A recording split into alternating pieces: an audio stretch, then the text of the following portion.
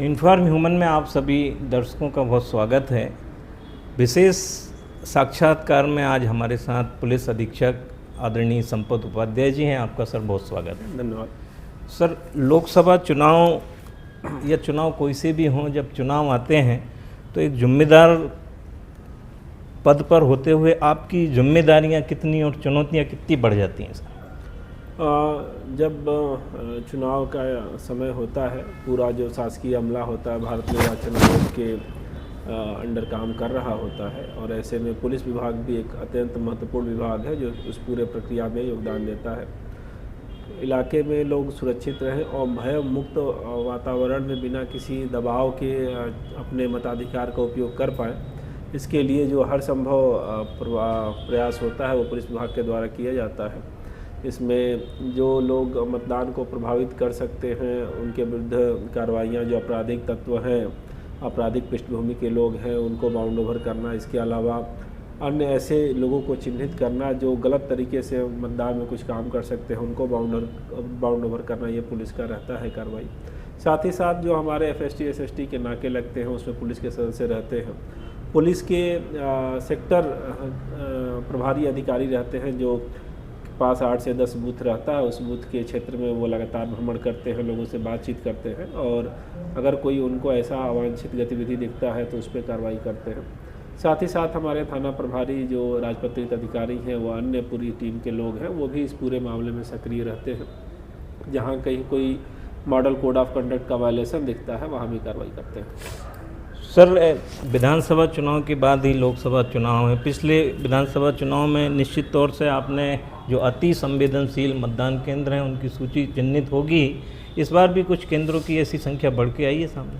अभी संख्या बढ़ी नहीं है। 270 मतदान केंद्र क्रिटिकल रखे गए हैं, जो कि अलग अलग पैरामीटर के कारण रखे गए हैं।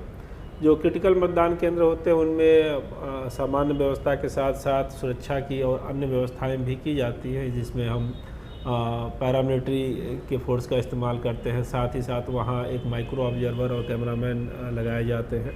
साथ ही साथ उन सभी मतदान केंद्रों पर वेबकास्टिंग की भी सुविधा होती है। इस पूरे 270 जो मतदान केंद्र होते हैं, इसमें कितने हमारा CAPF फाइनली लग पाता है, ये इस बात पर भी निर्भर करता है कि चुनाव आयोग के द्वारा कितना CAPF अलॉटमेंट हमारे ज़िले को उस समय हुआ है। लेकिन जो गैर CAPF मेजर्स हैं वो सभी इन सभी केंद्रों पर लगाए जाते हैं।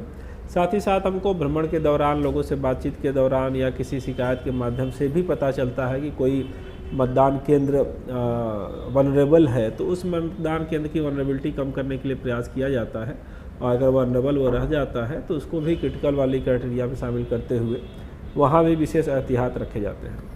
सर, हमारे मंच के माध्यम से संसदीय क्षेत्र के तमाम मतदाताओं को आपकी ओर से एक आश्वासन और भरोसा कि वो सुरक्षित मतदान रहेगा और निश्चित तौर से वो मतदान करें।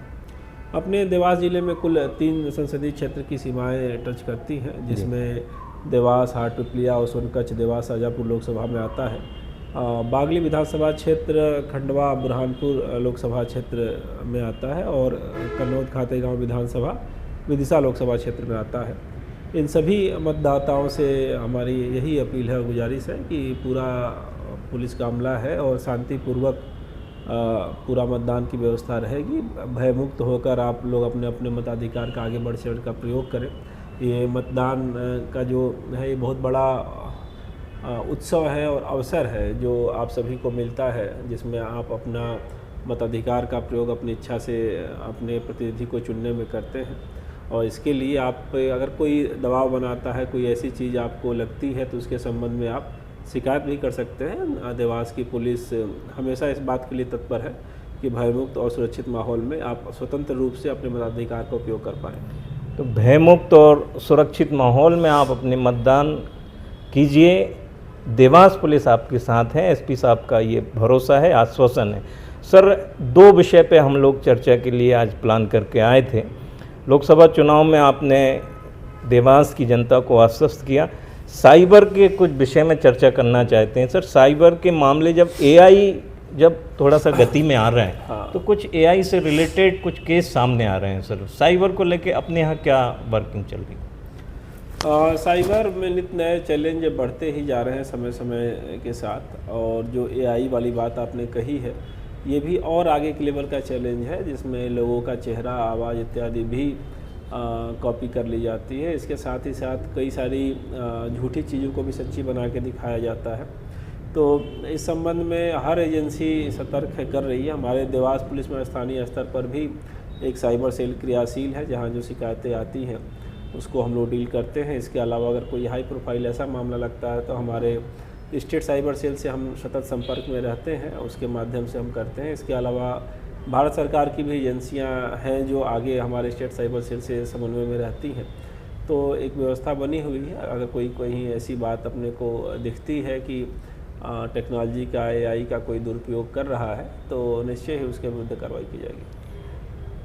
तो दो विषयों पर बातचीत हुई, लोकसभा चुनाव और साइबर में भी सर ने हमें आश्वस्त किया है, पूरे देवास जिले की जनता को आश्वासन दिया है और ये भरोसा जताया है कि साइबर के मामले में ये स्पेशल टीम काम कर रहे हैं। आपने हमें समय दिया, बहुत धन्यवाद।